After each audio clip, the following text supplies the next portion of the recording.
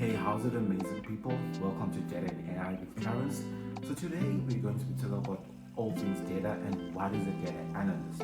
Right, so I'm sure you've always wondered what exactly a data analyst is, what exactly do they do, and what tools do they even use, and if you're sort of like doing your third year university right now, or doing your honors and trying to get into the space, or you're already in corporate and you'd like to get into the space of data analysis and you're not sure what is the implications to sort of start doing in order for you to be more suited for the role, we're also going to be covering that. Now, what is a data analyst? Maybe before we do that, let's try to understand what exactly is data analytics or data analysis. So, data analytics is basically the process of collecting data, cleaning data, organizing the data, and then analyzing the data in order to get insights or draw business intelligence, right? So that is the end goal of the whole process. So when you clean the data, you'd want to organize it and also visualize the data in a way that actually would allow an organization or the stakeholders to gain insights from the raw data that you actually utilize. So now, what then is a data analyst? The data analyst is the person who does all of that. So they will do the data collection, they will do the data cleaning, they will do the organizing of the data, and then they will use analytical tools to basically analyze the data and sort of like draw insights using maybe Power BI dashboards or any analytical tool that actually brings out sort of like a visual presentation of the data. So it's the end goal is always to sort of provide insights, whether in a graphical format that would allow the stakeholders or the client to actually get to be able to see a picture that they were not able to see from the raw data. Okay, now that we understand what a data analyst is, so let's try to understand what exactly they do.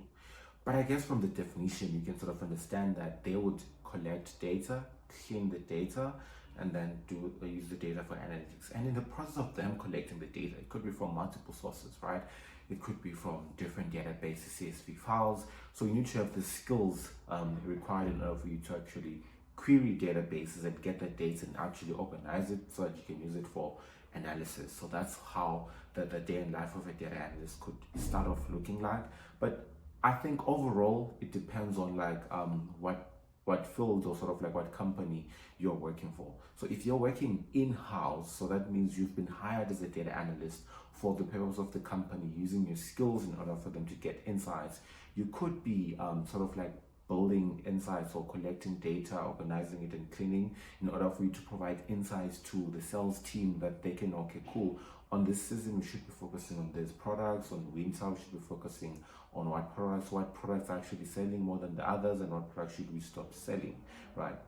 Now, you can also find people that are working as data consultants. So you could be working at a consulting company and utilizing your data analysis skills to sort of like advise companies that come to your company for consultation, basically. So you're using your data analysis sort of like skills to give them insights that they might not have been aware of. So you'd literally in that space, you'd work for multiple sort of like companies in different field and industry, but the process of collecting data, cleaning the data, organizing the data, and actually building insights onto the data remains the same. What differs is like the nature of working, whether you work with multiple clients or you're working within your internal sort of like division. So that is what a day in the life of a data analyst actually sort of looks like. Cool. I would say first in terms of tools, data analysts use Power BI. So Power BI is an amazing tool that you basically use for like data visualization. So being able to tell a story using your data, Power BI is that tool. A substitute for Power BI is also Tableau. I don't know much about the tool. I don't really use it. I'm a Power BI fan, so I mostly use Power BI. And another tool that people tend to use is Excel. So Excel is actually a very important tool in data analysis, because if you could sort of like do some of the data clean organizing of the data on Excel, that could be useful when you load the data onto your Power BI models and all of that. And it's a very amazing tool for you to actually organize your data and then use later on for your analysis, right? And I think another tool is the Microsoft SQL Server Management Studio. Hope I called that right. So that's a very amazing tool that allows you to like manage databases as a data analyst, you'd use the tool sort of like pull data from multiple tables. So you'd write SQL queries that would allow you to pull data from multiple tables and organize that data into sort of like one document that you could export and use for your analysis. In terms of skill, you'd obviously need to have SQL understanding because you work with a lot of SQL. It's a very important, I would say it's one of the most important programming languages for a data analyst, right? Python also, but you can get away with using Python. I tend to get away with using Python. I don't really use Python that much, so I tend to use SQL more than anything else, if I'm being honest with you. I've heard of some data analysts that actually use R. I don't use that programming language for analysis. I mostly use SQL, but sometimes you have to use Python depending on the need or like the problem that you're trying to solve. And in terms of